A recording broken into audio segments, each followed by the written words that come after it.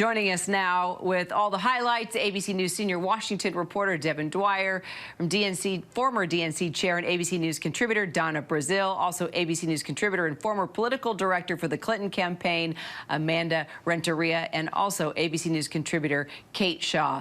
Great roundtable. Devin, let's start with you. Your takeaways from day one. Oh, Kira, I was just struck by the historic nature of this moment. We can't talk enough about it. 233 years in the making.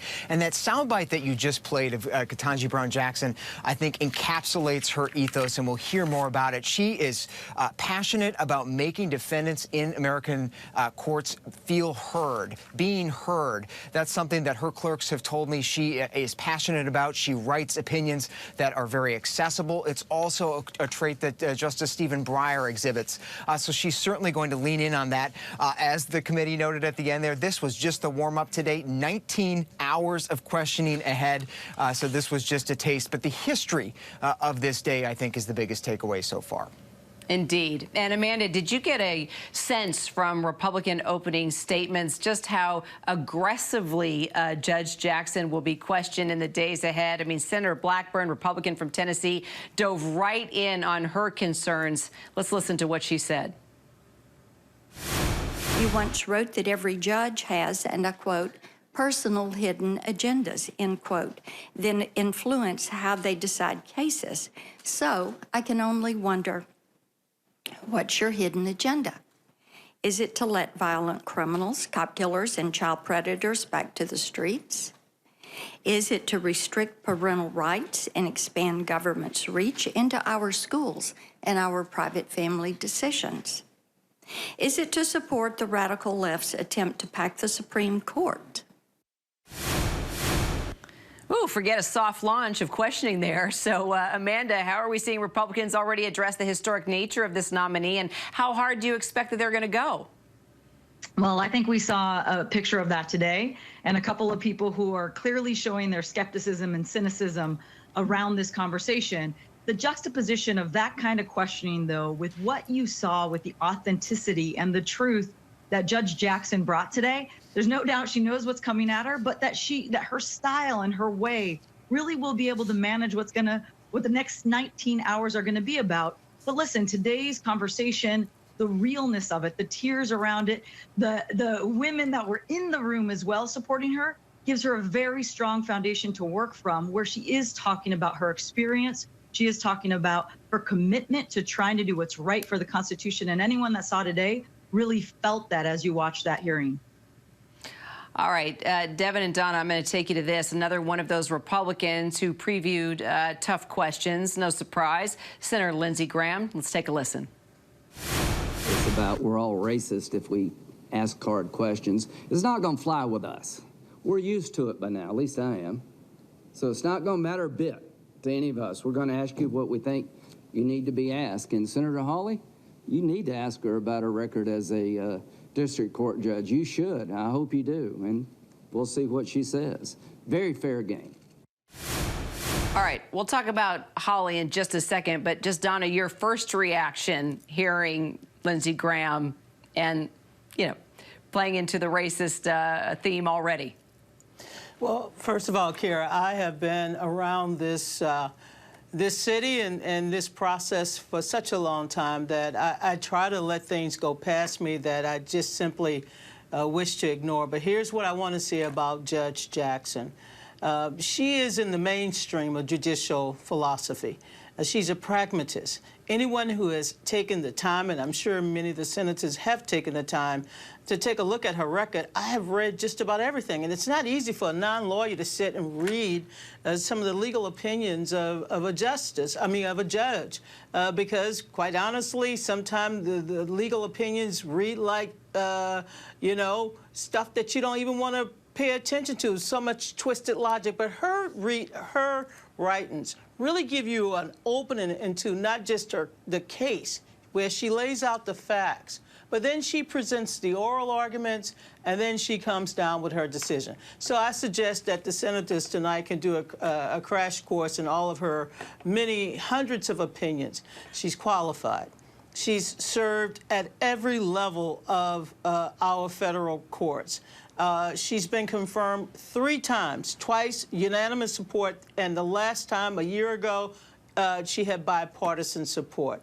She's going to be a justice for all Americans. And today, like every day in America, for someone who looks like me, we know that we have to endure some of the insults and the questions. And no, we're not going to call you names. We're not going to hurl insults. But we are going to tell you that on this long road for justice and equality for all people, that we took every step. We read every book. We understood every opinion. And even when the Constitution didn't even include us, when the Constitution denied us rights to vote, to even exist as human beings, we still believed in that Constitution, that we signed up to go and fight in wars, even when we did not have the right to come home and decide who would even make that decision. So yes, she is going to answer all of those questions from Ms. Blackburn, from Mr. Hawley, from Mr.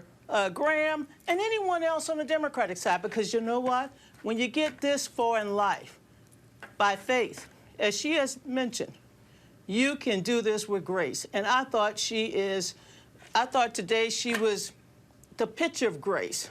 If there's a special award next month whenever the Oscars, she gets one for grace, for character, for temperament, and being willing to serve this great country. I love her story because her story is an American story, because her parents paved the way for her, and because her parents said, because of where we are today in this country, we will be able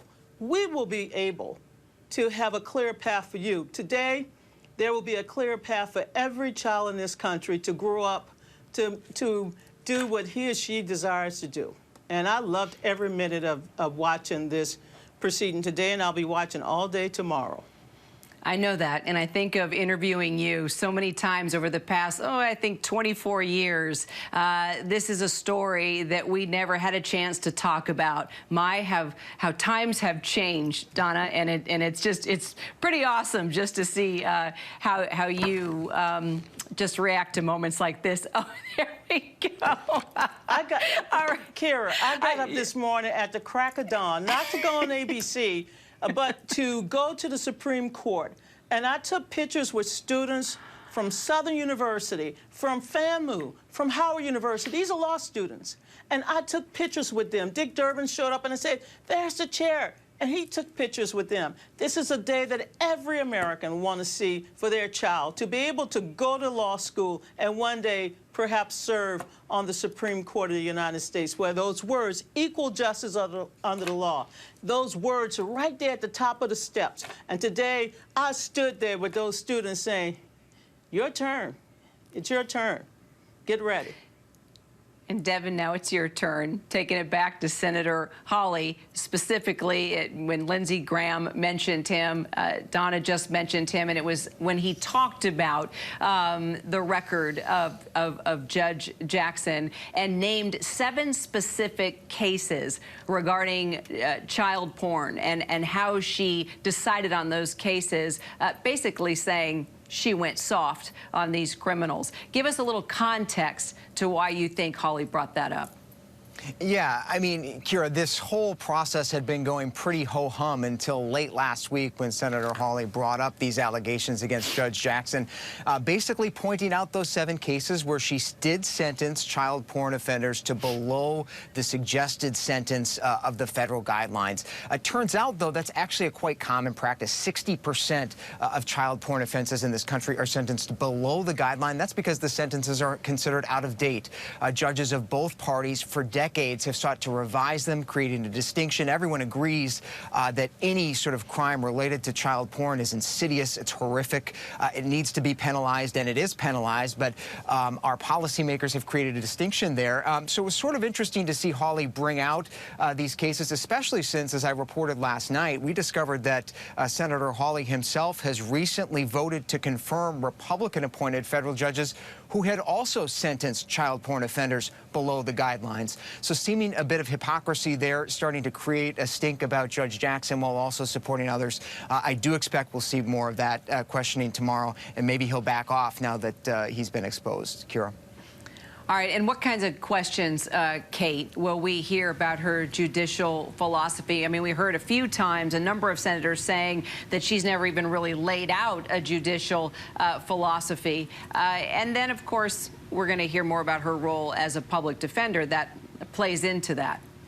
I think that's right, Kira. We'll get general questions about how she approaches interpreting the Constitution, interpreting federal statutes, and I think she will resist providing some simple label that encapsulates how she views the task of judging. I think she will say she takes every case as it comes to her. She seriously considers the parties' arguments, the precedent, history, consequences, that all of this matters and should matter to a judge trying to get to the right result in a particular case. So I expect those are the kinds of answers she'll give. She will certainly avoid giving any clear sense of how she would rule on any particular case. But I have to say, Kira, hearing her opening statement today, you know, she was a champion debater in high school. One of her debate partners described her in an interview as the Simone Biles of oratory as a teenager. So I think that she is going to be very difficult to get the best of in these exchanges with senators. She's just very good on her feet.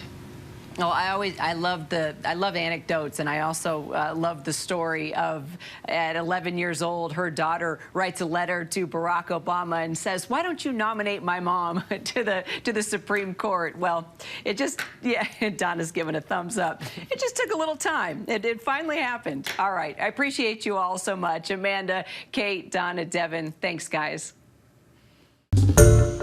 Hi everyone, George Stephanopoulos here. Thanks for checking out the ABC News YouTube channel. If you'd like to get more videos, show highlights, and watch live event coverage, click on the right over here to subscribe to our channel, and don't forget to download the ABC News app for breaking news alerts. Thanks for watching.